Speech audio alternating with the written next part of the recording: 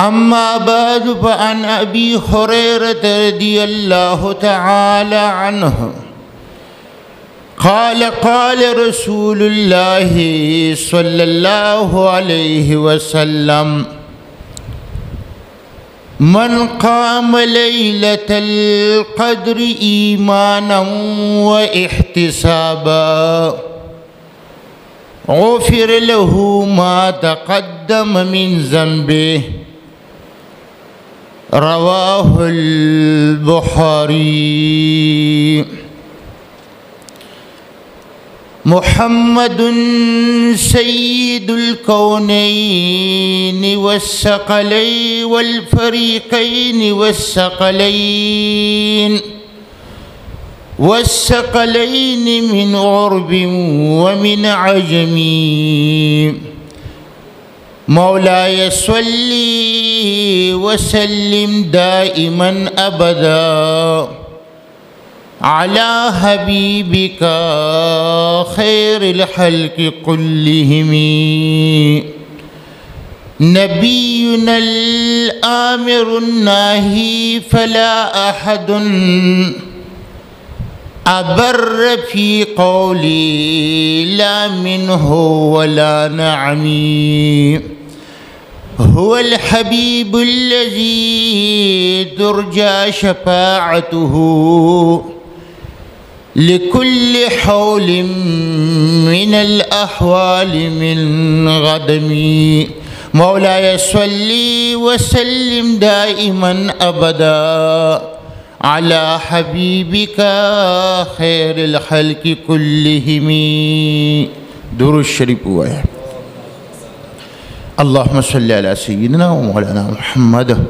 وعلى آل سيدنا ومولانا محمد وبارك وسلم وصل عليه. حضراتو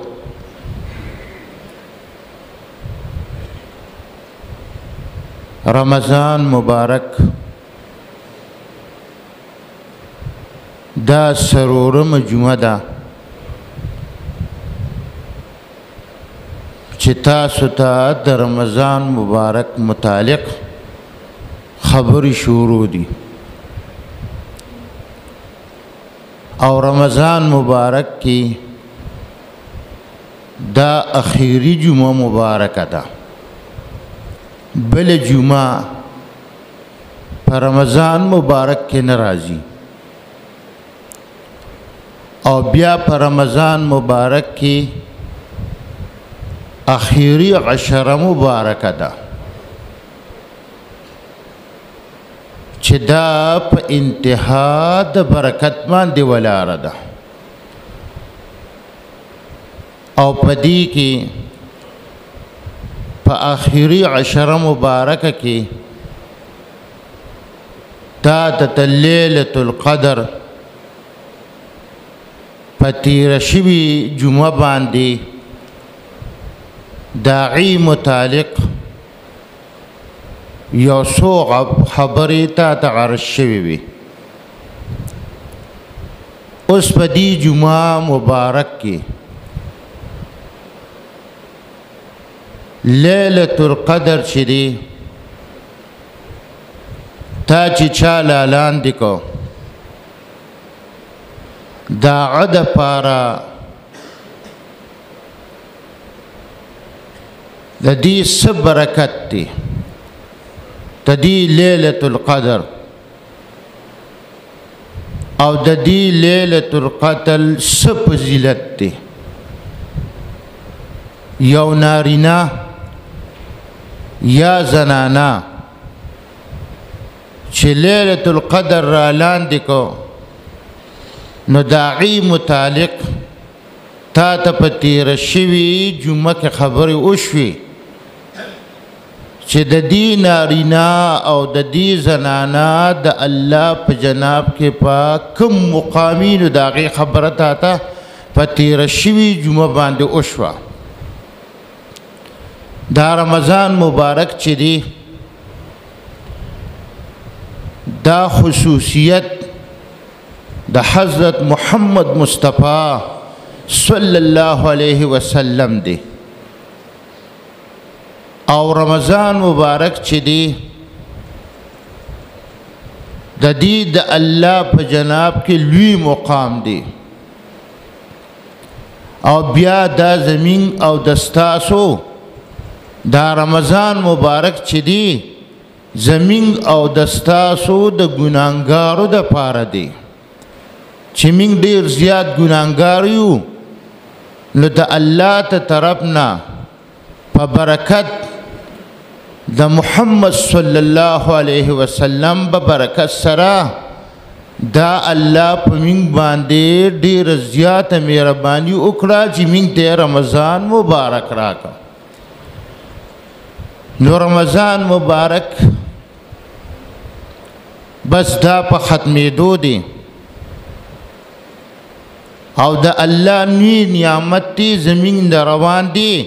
باقی چې کم رمضان مبارک پاتې دی الله دې موږ تاسو ټولو له په دې کې د عبادت توفیق الله راکړي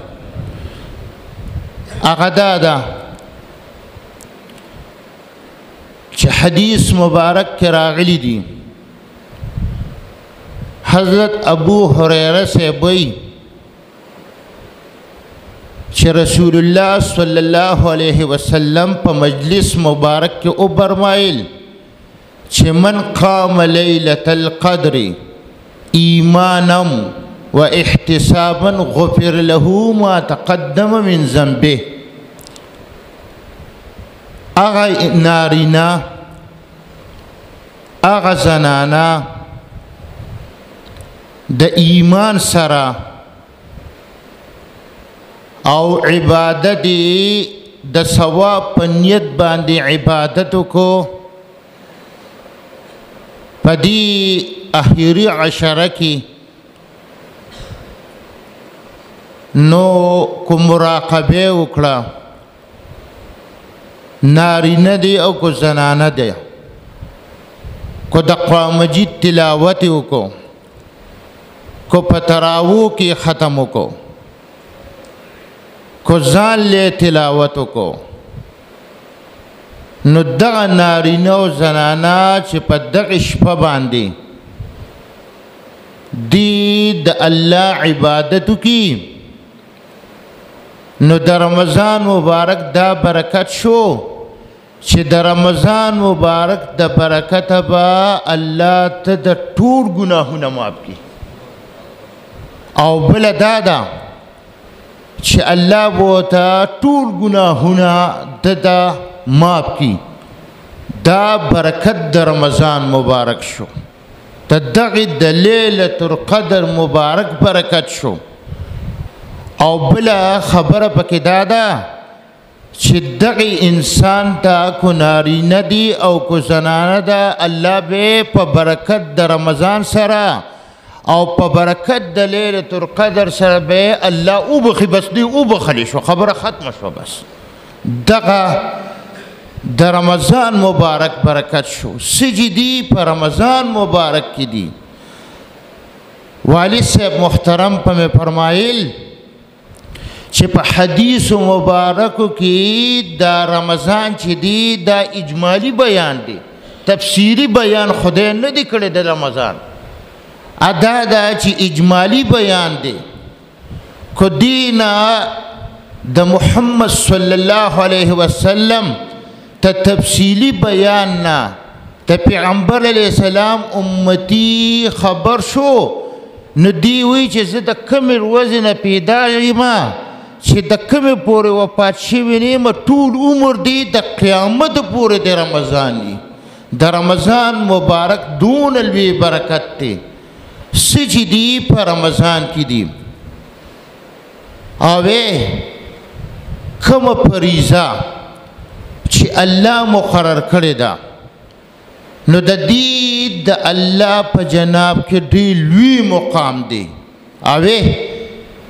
د رمضان مبارک حدیث مبارک کې راغلی دی دا حدیث مبارک چې دی د حضرت ابو هريره رضی الله تعالی عنه دی او په فضائل اعمال کې امام ذکریا رحمت الله علیه ذکر کړی دی دام د بخاری مبارک نه نقل کړی دی. دا حدیث مبارک په بخاری شریف کې راغلی دی چې یو نارینه یا یو زنانه راولګېده او د رمضان مبارک چې د شرعي عذر نو، دا ټکي هغه دغه شان ذکر کړی دی چې د شرعي عذر نو او د رمضان مبارک د عذر نه بغیر روژه وخوړه. لکه یو انسان دی بیمار دی، په هر بیماری باندې بیمار دی او دی روژه نشي نیوی، نو خو د شرعي عذر شو. او بیا دی د سبانه روژه شي او د ورځې د قیامت پورې دی یو شان روژې ونیسي، د رمضان مبارک دی یو روژې ته هم په ثواب کې ونه رسي. دا روره برکت د رمضان دی. څه چې دی خدای چې کومه فریضه مقرر کړې ده هغه دا ده چې حدیث مبارک کې راغلی دی، رسول الله صلی الله علیه وسلم فرمایي، دام حدیث مبارک چې دی دام امام بخاری رحمت الله علیه ذکر کړی دی چې الله وایي چې ما ته تا خپل بنده را رسي، تا په ما ته په فرایضو باندې را رسي. نو فرایض چې دي چې الله کوم فریضه په تا باندې مقرر کړې ده، نو بیا به ته د دې فرضو د برکته الله ته ډېر په اسانۍ سره ورسي. او بیا په دې رمضان کې چې ته څنګه الله ته په کمې اسانۍ سره رسېدی شي، داسې به دي 11 میاشتې کې به ته الله ته ورسي، خو په برکت د رمضان باندې به الله ته زر ورسي. نو څه چې دي دا په رمضان مبارک کې دي. بل د رمضان مبارک برکت دا دی، د رمضان مبارک دا دی چې اصلاح د بدن ستا کوي، دا رمضان مبارک. او بل دا ده چې اصلاح ستا د دین کوي.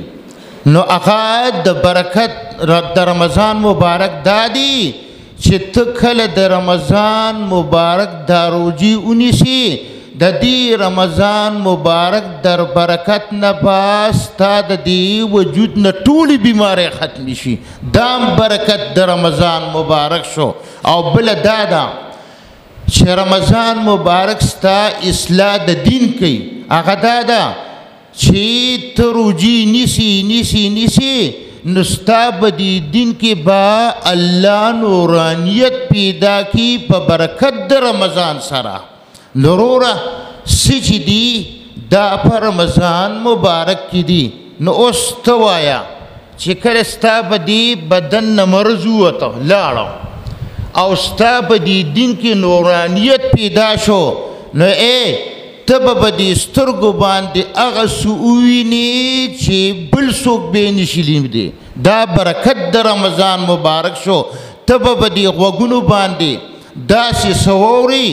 چې دا به بل څوک نشي اورېدی. هغه دا ده چې خدای دې خوشحاله که دام برکت د رمضان مبارک شو. نو دا چې دي که په دې اخري عشره کې موږ له پستا پکار دي، پته لګي مو تا ته نه لګي. لیلة القدر تیر شوی دی نه دی تیر شوی، تا ته پکې ما ښه تفصیل کړی دی چې ته به په دې اخري 10 ورځو کې ښه کوشش کې ځان په پکې په عبادت باندې ستړی کې، نو پته نه لګي تیر شوی دی نه دی تیر شوی. او موږ په څه پته مه یو، موږ خو ډېر کمزور یو، د الله بندګان یو خو ډېر زیات کمزور یو. هغه دا د هلکه نرام یو نه لیده. هلکه جومات کې اعتکاف ته ناست ومه، هلکه نو جومات کې خو اعتکاف ته ناسته وي، ګپ ته ولګو که څه دې پکې وکړل کو رونه کړل که نه تشې میلې څه دې پکې وکړې، نو ته به څه رڼاګانې وینې. زموږ ډېر خلک په دې تمه باندې په جومات کې اعتکاف ته کېږي، که چلته نړه ووینم نو بس خدای ته به ووایم ځکه چې زموږ خو مال او جاه دی که نه، دغې کې لګیا یو او موږ خو خدای نه څه نه غواړو، بس مال دې غواړو چې مال راکړي چې پسو سم د سرو زرو ډک شوه، سمې پیسې را راځي. موږ خو غرض په دنیا کې دی، آخرت ته فکر نشته. جماعت کې اعتکاف ته دې دپاره کینی چې دا ووینم چې خدای سم الله کې او پټ مې کې پکې نه غلط نیت باندې ناست دی داسې اعتکاف چې دی خدای په خپل جناب کې نه قبلی ته صرف د دنیا دپاره نه کینه د الله نه ربنا آتنا فی الدنیا حسنه وفي الآخرة حسنه وقنا عذاب النار على دنیا هم د الله نه وغواړه آخرت هم د الله نه وغواړه او د عذاب د جهنم نه امان وغواړه على دا دعاګانې وکړه نو دا چې دی نو دا نړاګانې لیدل یا په دې کې دا اونې پرېوتل یا داسې حالت دا د کرامت او د کشف خاوندانو سره د دې تعلق دی مو تعالی پس پکار دی چې صرف عبادت پکې وکړو زما والد صاحب په دې منبر مبارک باندې دا خبره ډېر زیاته کوي چې مدینه منوره کې الله دې موږ تاسو ټول ولبوسي الله دې موږ تاسو ټول مشرف کړي نو هغه دا چې مدینه منوره کې په منبر النبی صلی الله علیه وسلم حضرت عمر فاروق رضی الله تعالی عنه دا داسې خلکو ته الله په دې سترګو باندې چې څه ویني مو ته یې نه وینو ورور هغوی خوارې کړي دي په دې غوږونو چې څه اوري مو ته یې نه اورو هغوی خوارې کړي دي د دې سفر سارال چې او جرنیر چې دا ساریه صاحب په میلونو باندې او په میاشتو باندې دې سفر سارار کړو د فوجو او هغه چې دی هغه ډېر لرې تلو د میاشتو په مزل باندې تلو د پاره د نیت د جهاد دی په منبر النبی صلی الله علیه وسلم باندې ناست دی او خطبه کوي لګیا دی او د جمعې مبارکه روسه ده او بس اقدم وی یا ساریا الجبل الجبل الجبل دی دلته په مسجد نبوي مبارک کې دی او هغه د میاشتو په مزل باندې تللی دی د پاره د جهاد بیا ځکه چې د اخري عمر دی د حضرت عمر فاروق رضی الله تعالی عنه چې دی اخري عمر دی او دغه اواز یې وکړ چې ساریه صاحب څه وخت پس راغی ورته یره داسې په پلانکې جمعه باندې داسې تا ته خو څه اواز نو شوی وی ولې نو شوی وی هغه داسې کار و چې زه په مخه باندې په دشمن باندې روانم ډېر زیات کافر مې مردار کړل قتل مې کړل او روانم دې کې مې دې غوږونو ته یو اواز راغی چې یا ساریا الجبل الجبل ال دې غر ته وګوره دی نو زه په مخکې باندې روانم چې کله مې دا اواز واورېدو چې شاته مې وکتل نو دشمن راته د شاته نه را باندې کو دغه اواز ما ته نور رسېدلی نو زموږ به شهیدان شوي ډېر صحابه او تابعین به شهیدان شوي لیکن چې ما شاته وکتل نو دشمن را باندې د شا نه حمله کوله ما وی والله انه لصوت عمر زما دې په خدای باندې قسمي چې دا اواز د عمر صاحب و چې په میاشتو باندې او په میلونو باندې مازل واکړو هغه اواز ما د عمر صاحب په دې غوږونو باندې واورېدو راتو شوم او هغوی مې ټول مردالان کړل نو داسې خبرې چې دي یا په غوږونو باندې واوري یا داسې دي ته اواز خدای پاک رضی او په سترګو باندې سویني نو دا خو د لوی خلکو کار دی دا زموږ ستا کار نه دی نو دا چې دی دا برکت د رمضان مبارک دی هلته ته کلشه باقي روزې چې کومې پاتې دي ته پکې د الله عبادت کوه نو څه چې دي دا په رمضان مبارک کې دي کوم فریضه چې په تا باندې خدای مقرر کړې ده دی باندې پات الله ته په اسانه باندې رسی او بیا په رمضان مبارک کې ته ډیر زر الله ته رسیدي شي نو رمضان مبارک چې دی دا د الله لوی نعمت دی چې الله من او تاسو ګناهګارو ته راکړی دی بل خبره دا ده حضراتو چې حدیث مبارک کې راغلی دی رسول الله صلی الله علیه وسلم فرمایي هغه دا ده چې خدای دې خوشاله کا موسی علیه السلام الله وسره گفتگو کوله التجا وسره کوله موسی علیه السلام سره وته وی اے موسی علیه السلام تا باندې ما د یوم عاشورې روزه پرس کړې ده او بل دا ده چې دیارلسمه څوارلسمه او پنځلسمه چې دې د ایام بیز وی هغه دا ده چې د آدم علیه السلام نه واله صحابه هم دا روزې نیولې دي چې کومه پورې رمضان مبارک نو راغلی نو هغه دا ده چې موسی علیه السلام ته الله وی چې تا ته ما دې لوی مقام درکړی دی ستا امت ته ما دې لوی مقام درکړی دی دا برکت د محمد رسول الله صلی الله علیه وسلم شو ولی رورا په برکت د رسول الله صلی الله علیه وسلم به ان شاء الله من د الله نه دا امید کوو چې زمین څه عمل نشته په برکت د رسول الله صلی الله علیه وسلم سره به من د الله نه امید کوو چې خدای به د برکت د رسول الله صلی الله علیه وسلم من ټول بخیږه خیری بخی بم کو نه بم بخی ټول بم بخی که خیری ان شاء الله ځکه چې رسول الله صلی الله علیه وسلم په الله باندې ډیر زیات ګران دی شمه یو کتاب دی هغه چې دی د اول درجې دی دی کې دا حدیث مبارک راوړی دی چې انک مختار الرسل و امتک مختار الامم ای زما پیغمبره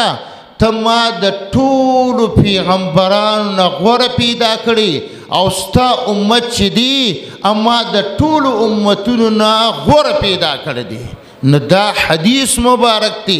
شمه چې د اول درجې کتاب دی په هغې کې دا حدیث مبارک راوړی دی نو دا موږ سره چې څه برکت دی دا برکت د رسول الله صلی الله علیه وسلم دی څه چې دی د پیغمبر علیه السلام په تابعدارۍ کې دی نو موسی علیه السلام ته وی چې ستا نه وروستو نبی آخر الزمان را روان دی هغه د باز دوه نوره ورکوم تاله مې خو لوی مقام درکړی دی تم ځکه چې صاحب اولو العزم من الرسل دی پنځه پیغمبران دی یو پکې دی د لوی مرتبې خاوند دی ورته وی چې زه به دوه نورانیته هغې امت ته ورکوم هغه دا ده چې یو نور د رمضان به ورته ورکومه بس هله رورو مبارک تشه د ټولو روژه ده هله ته مشرف شي په رمضان مبارک باندې او بله دویمه خبره دا ده چې زه به ورته نور د قرآن مبارک ورکومه هله شا ده دا نن دا ده اوویشتمه روژه ده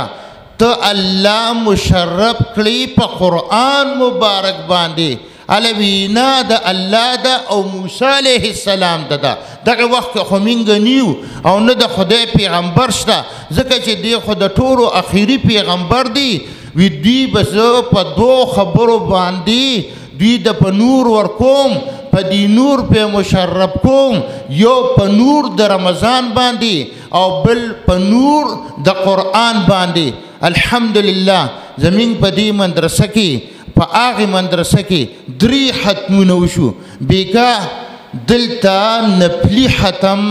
د الله په فضل سره زما دا کشران چې دي دا روریان مې ریاض الاسلام صاحب بشارت الاسلام صاحب او ما مسره خپل وس مطابق صحیح سوي دوی په دې مدرسه کې په نفلو کې د الله په فضل سره د الله پر رحم سره دا ختم مبارک بیگا په 20 شپه باندې من ختم کو او د ټول امت مسلمه د بارم پکې دواګانې وکړي نو دا د الله فضل غواړي الا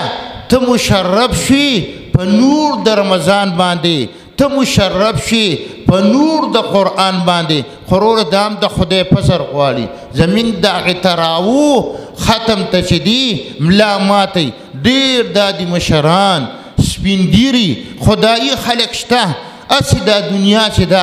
دا آباد نه د سیبا دا د چاته برکت آباد ده زمین باز مرګري الحمدلله په دې مدرسه کې په هغه مدرسه کې داسې مرګري شته چې روزانه داسې وایي اعوذ بالله من الشیطان الرجیم بسم الله الرحمن الرحیم لا اله الا الله لا اله الا الله پسلم زلوی محمد رسول الله صلی الله علیه وسلم ایرورا زه خبر شم د ماته په خپل نه دی ویلې او هغه قسم نه دی خبر بعضې ملګري دي هغه روزانه دا کلمه مبارکه چې اعتکاف ته ناست دي روزانه 80,000 کرتې وي او دویمه پکې دا ده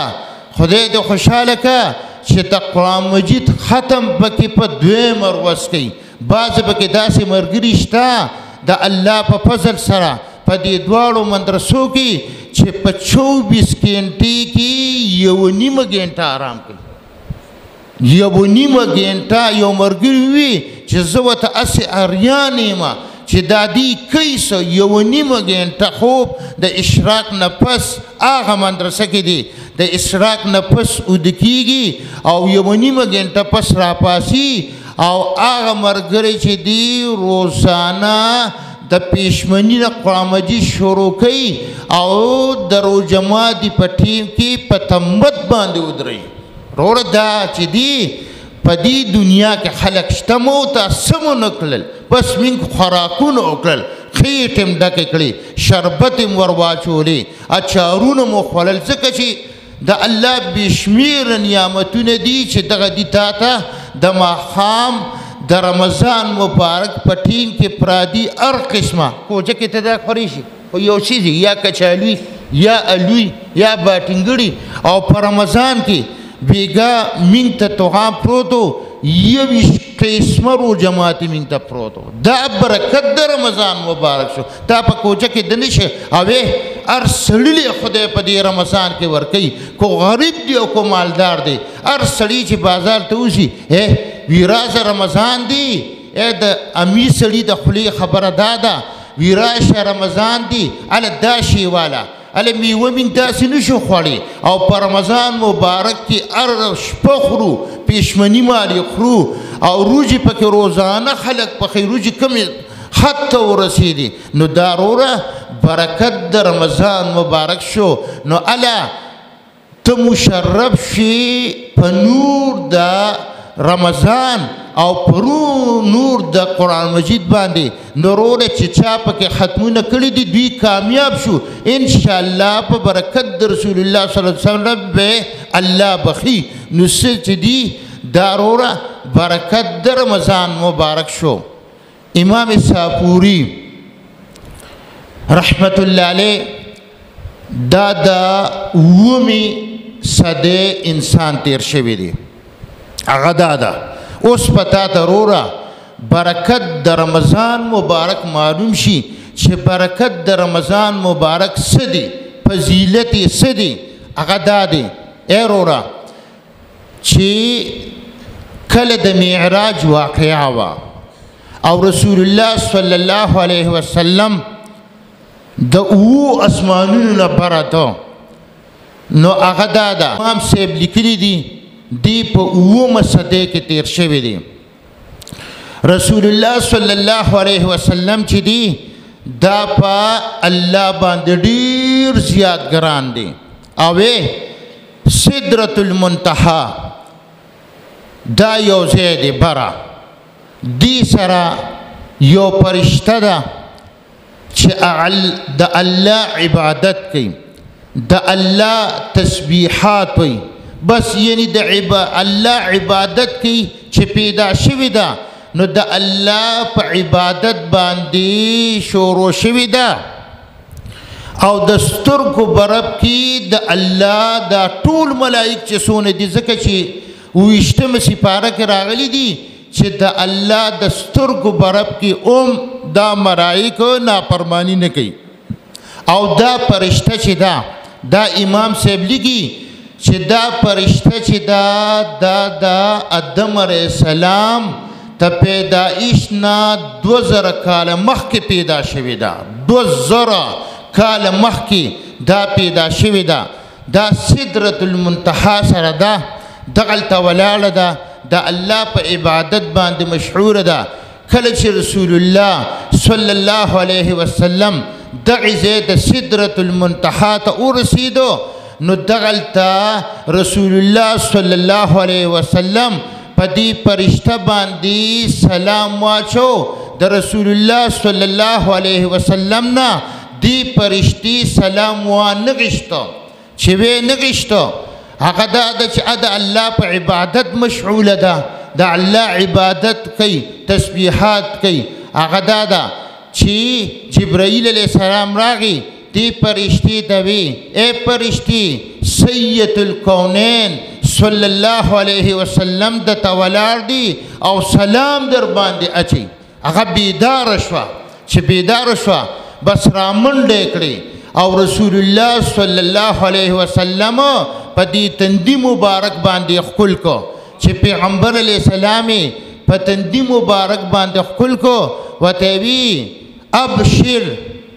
یا رسول الله صلی الله علیه وسلم اے د خدای پیغمبره زیر قبول کا پیغمبر علیه السلام ورته وی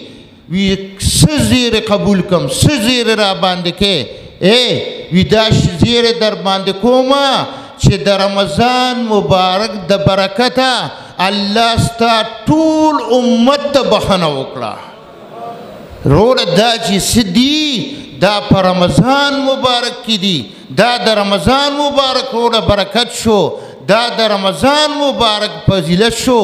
نو وروره باقي ورځې چې دي الله خدای ته متوجه شه پس نور کارونه پرېږده رزق په دله الله درکوي الله تکړه شه د ورځې او د شپې عبادت کوه 2000 کاله مخکې یو فرشته هغه زیرې په محمد رسول الله صلی الله علیه وسلم باندې کوي چې د رمضان مبارک د برکت ستا ټول امت وبخو نو موږ به په برکت د رسول الله صلی الله علیه وسلم زموږ څه اعمال نشته په برکت د رسول الله صلی الله علیه وسلم سره به موږ خدای بخي انشاءالله اخري خبره کوم بیا بس کوم عبدالله ابن عباس خبر الامت ترجمان القرآن رئیس المفسرین راوی چې دی دا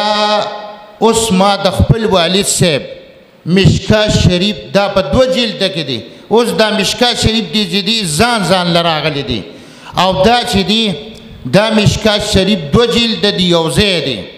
په جلد اول مشکات شریف کې په صفحه 117 باندې دا د عبدالله ابن عباس صاحب روایت دی او د دوی والد صاحب چې دی دا عباس صاحب دی الله باقي ورځې پاتې دي الله تکړه شه د الله عبادت ته تکړه شه په دې سره بیما د رسول الله صلی الله علیه وسلم روایت پیش کوي دی رابی شو هغه چې دی د ته تر زوی دی او عباس صاحب چې دی دا د رسول الله صلی الله علیه وسلم تر مبارک دی او هغه دا دی چې رواره چې دی دا ته ترنه 2 کاله کشر دی بس 2 کاله د عباس صاحب نه کشر دی رسول الله صلی الله علیه وسلم جلد اول کې ولی الدین عراقی په 117 نمبر صفحه باندې ذکر کړی دی هغه ترته وایي ای زما تره یا عمي دا ټکي دغه شان دي ای زما تره زه تا ته داسې یو عمل نه یم داسې یو عطیه ته نه در کوم داسې یو ډالۍ درته نه یم چې کو دا ای زما تره هله دا به ډېر زیات ګران دی خو وخت ختم دی بس چې صرف دا خلک په دې باندې مشرب شي هغه دا ده ای تره داسې یو عمل درته ښیم کو تا دا عمل وکړو دا د به الله لس قسمه ګناهونه معاف کړي هغه دا ده چې نوي او زاړه ګناهونه به درته الله معاف کړي دا د حدیث مبارک خود متن دی لوی او واړه ګناهونه به هم درته الله مات کړي سره وعلانیته ښکاره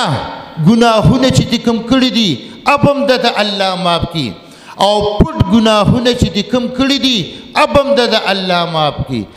نو صحابه خو بیدار خلک یو ما دا خو په منبر باندې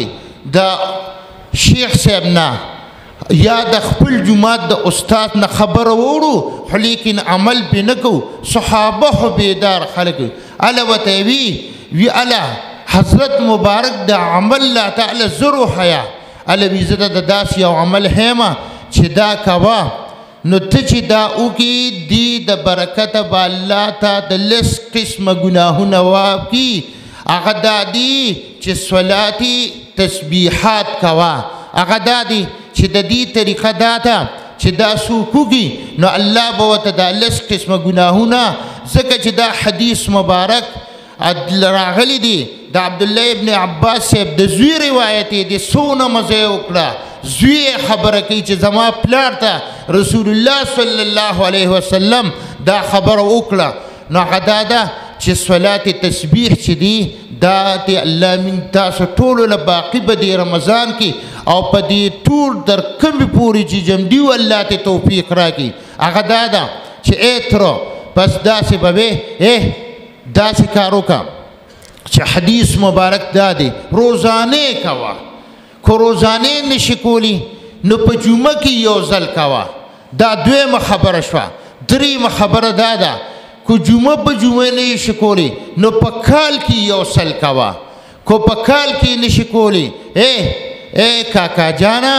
په ټول عمر کې خو یو ځل وکړه چې الله د دا لس قسمه ګناهونه معاف کړي هغې طریقه دا ده چې صلات تسبیح داسې به ووایې سبحان الله والحمد لله ولا اله الا الله والله اکبر دا څلور کلمات چې دي دا به ووایې دا د په اعتبار د منطق سره د معنی سره ډېر زیات ګران دي الحمدلله موږ د خپل والد صاحب نه زده کړي دي خو ټیم نشته چې اوس یې معنی وکړو پس صرف ته دونه یاد کا سبحان الله والحمد لله ولا اله الا الله والله اکبر طریقه دا ده چې الله اکبر به وکړي خدای دې خوشحاله کا او بیا به سبحانك اللهم وبحمدك ولا اله غیرک پورې به ووایې او بیا به اعوذ بالله بسم الله نه وې بیا به دا کلمات مبارک 15 کرتی وې او بیا به اعوذ بالله بسم الله وې او بیا به الحمد للرحمن آمین هر یو صورت چې درځي هغه ووایه د صورت نه وروستو رکوع له برانځي او بیا به دا کلمات مبارک لس کلتی وې بیا به رکوع له لاړ شي که سبحان ربی العظیم یا سبحان ربی الاعلی په سجده کې مخکې وې او کلوست وې ستا خوښه ده دا کلمات مبارک په لس کردي بیا په رکوع کې وې بیا به روچت شي سمع الله لمن حمده ربنا لك الحمد بیا به لس کردي وې بیا به لاړ شي سجدې له سجده باندې چې ټیر پروت دی الله ته نږدې کېږي هلته د سجدې د الله په جناب کې لوی مقام دی بیا به یې لس کلتې ووایې بیا به کښېني بیا به یې لس کلتې ووایې څنګه چې په قاعده کښېني بیا به سجدې له لاړ شي بیا به یې لس کلتې ووایې دا د هغې ځای نه والا د دې ځای پورې په یو رکعت کې 75 کرتې برابر شو نو دا 4 رکعت دي دویم رکعت هم دغه شان دی دریم څلورم پنځم او دا 4 رکعت شو دا 4 رکعت به ته په دې طریقې سره وکړې نو په دې سره نو یاد ساته هغه دا ده چې ته د رمضان نه غیر دا وکړي نو یو په یو شو او چې کله د په رمضان مبارک کې دا صلات تسبیح یو ځل وکړو نو داسې شوه چې په برکت د رمضان سره او فضیلت مبارک د رمضان تاسو شو چې تا په کوجه کې او یا کرته وکړه بس او فضایل ډیر زیات د دې راغلي دي د عباس صاحب چې د دې خپل تر سره ډیر مینه وا رورا سجدي دا په رمضان مبارک کې دي دا من په دې جمعه باندې برکت د رمضان مبارک او فضیلت د رمضان مبارک بیان کو الله تعالی دې موږ تاسو ټولو ته په دې باندې د عمل کولو توفیق را نصیب کی. په رمضان مبارک کې ما خو نن ډېر نیت نو خو بعضو ملګرو زه راپاڅېدم اودس مې کو نو مشرانو سپین ږیرو راته وي چې موږ ستاسو په بیان باندې نه تنګېږو څونه چې اوږد وکړو خو لیکن زه د خپل ټیم نه بیان زیات نه کوم چې د خپل والد صاحب تابعداري پکې وکړو هغوی چې کوم ټیمه پورې بیان کوي هغې ټیم ته ورسېده. الله دې موږ تاسو ټولو ته په دې خبرو باندې د عمل کولو توفیق را نصیب کړي. یا الله خدای پاکه د دې رمضان په خاطر باندې د اول د رمضان نه د دې ټیمه پورې چې موږ څونه اعمال وکړل کو چا عمل بدني کړي او کو مالي کړي په هر اعتبار سره کړي دواګانې کړي د ځان لی کړي بچو دی کړي او متعلقینو ته کړي دوستانو ته کړي. یا الله د دې رمضان په خاطر باندې یا الله دا ټولې دواګانې قبول کړي او یا الله زموږ دې فقیرخانې ده چې دا څونه خلک راغلي دي او په دې ګرمۍ کې هم راغلي دي د لرې نه راغلي دي. یا الله د دې رمضان په خاطر باندې یا الله زموږ د ټولو خاتمه په ایمان کې یا الله د دې رمضان په خاطر باندې موږ په خپل فضل سره وبهې او یا الله د دې ټولو چې زموږ د فقیرخانې ته راغلي دي یا الله د دنیا او د آخرت د دې رمضان په خاطره سره زموږ عزت د دنیا او د آخرت نصیب کې او یا الله زموږ د ټولو بچي نیکان کې او یا الله حاضرین جماعت دی کې چې څوک بیمارانی بلکې امت مسلمه د رسول الله صلی الله علیه وسلم څونه امتیان چې بیمارانی کو نارینی او کو زنانی یا الله د ټولو خپلې لارې دارو کې او شفا ورته د دې رمضان مبارک په خاطر د امراض ظاهر او باطنه من ټول ته شفا راکړي او په دې رمضان کې چې څونه اعمال او عبادت یا الله ټول د دې رمضان په خاطر قبول کړي. وصلی الله تعالی علیه